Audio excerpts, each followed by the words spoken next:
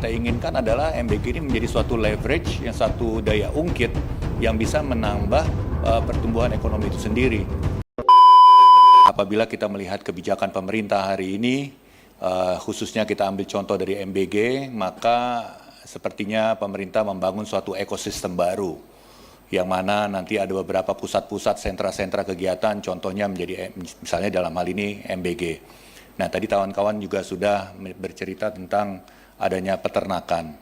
Nah, ini meskipun kita bicara anggaran, tapi anggaran ini kan harus ada realisasinya.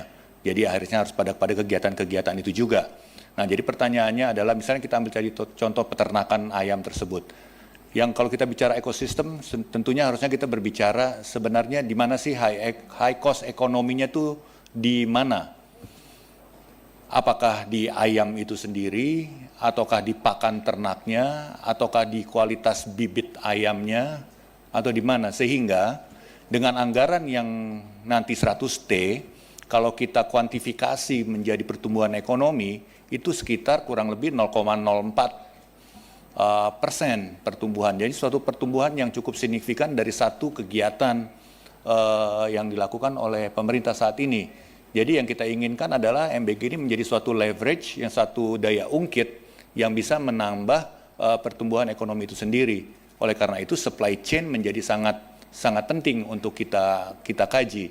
Karena tantangan bagi petani-petani ayam, belum lagi ikan ini tentunya ya, adalah yaitu di biaya-biaya tinggi tersebut, sehingga kita ingin masyarakat itu mempunyai ruangan bermain yang kreatif dan inovatif, bukan karena kita dihambat oleh high cost economy.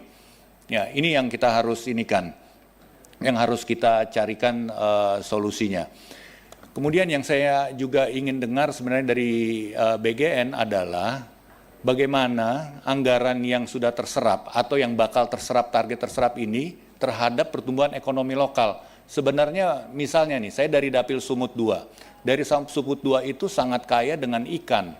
Banyak sekarang pesisir perikanan. Nah, kira-kira misalnya pasokan ikan dari wilayah tersebut untuk mendukung MBG ini berapa persen? Nah, teman-teman yang lain di pegunungan atau yang tadi memang jauh dari pesisir pantai, tentu pasti mempunyai kekhususan sendiri. Itu juga kira-kira berapa? Karena tadi kita ingin MBG ini karena sebagai suatu ekosistem untuk memberikan daya ungkit, maka partisipasi yang luas dari masyarakat itu menjadi penting. Sehingga kalau kejadian misalnya ada keracunan, mereka juga